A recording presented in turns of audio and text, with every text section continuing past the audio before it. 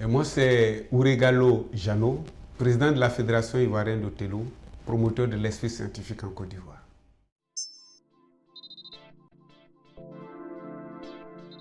Le Télo, c'est un jeu de stratégie, un jeu d'intelligence, un jeu qui se joue à deux et sur un plateau bicolore avec des pions blancs et noirs et puis sur un plateau carré de 8 sur 8, donc 64 cases, 64 pions. Il rentre dans le cadre des jeux cérébraux et c'est un jeu sport, c'est un sport cérébral et à l'image des autres jeux que tout le monde connaît, des jeux cérébraux que tout le monde connaît.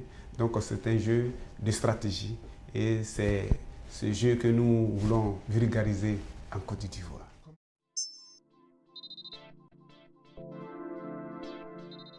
Donc pour que tout soit gagné, il faut avoir le plus de nombre de tes pions de ta couleur sur le plateau.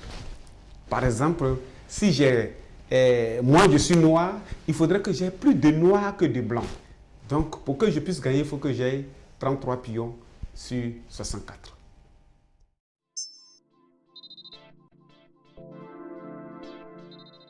Le Télo se joue au village, chez moi à Kabia, il y a un plateau. Le Télo n'a pas besoin d'âge. Le Télo, à partir de 8 ans surtout, mais à partir de 8 ans, tout le monde peut le jouer. Que tu sois analphabète. Ça brise, c'est ce qui est le charme de ce jeu, ça brise toutes les barrières. C'est pour cela qu'un agrégé ne peut pas prétendre gagner un enfant qui soit à Kaby. Non, non, non. Ça n'a pas de niveau.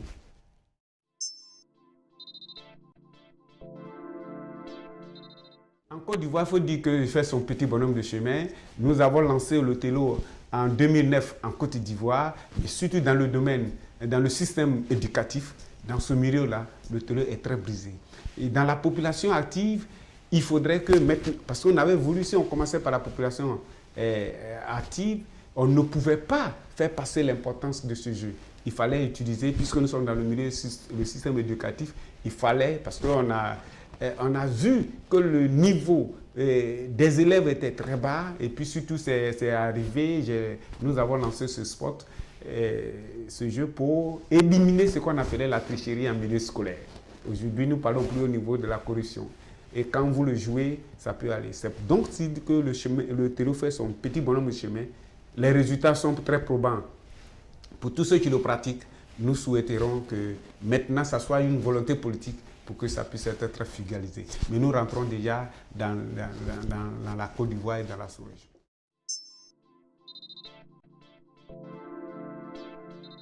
Aujourd'hui, en Afrique, la Côte d'Ivoire est la première fédération africaine, la première fédération reconnue par la Fédération mondiale. Nous avons des personnes contacts au Burkina, au Sénégal, en Algérie, au Maroc et en Afrique du Sud. Aujourd'hui, nous prétendons avoir 25 clubs. Mais il faut dire que nous avons des soucis. Le matériel, parce que sur lequel c'est les clubs, parce que nous avons plein d'établissements. Le Télo est l'émanation des clubs scientifiques que nous avons créés depuis plus de 25 ans quand nous sommes depuis le milieu scolaire. Donc, nous transformons ces clubs scientifiques en clubs de Télo. Il faut maintenant avoir le matériel pour vraiment amener ces apprenants à le pratiquer. Parce qu'aujourd'hui, en Côte d'Ivoire, nous n'avons pas assez de matériel. Je n'ai que 10 hôteliers qui ne peuvent même pas couvrir. Donc, nous partons, chaque fois que nous allons, on prend les 10 hôteliers, on joue, mais quand on quitte, les enfants en ont besoin. Et tous les apprenants, mais il faut dire même que j'ai un hôtelier dans un village, tu fais du bien, tu as amené la jeunesse déscolarisée à se prendre en charge.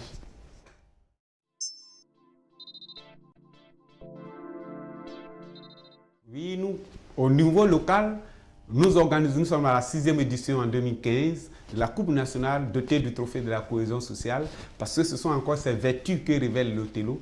Et on organise chaque année les compétitions au niveau local. Mais au plan mondial, il faut dire que depuis 2012, la Côte d'Ivoire participe effectivement à la Coupe du monde de Télo avec 4 candidats. L'équipe nationale au plan mondial est composée de 4 joueurs, dont 3 de même sexe.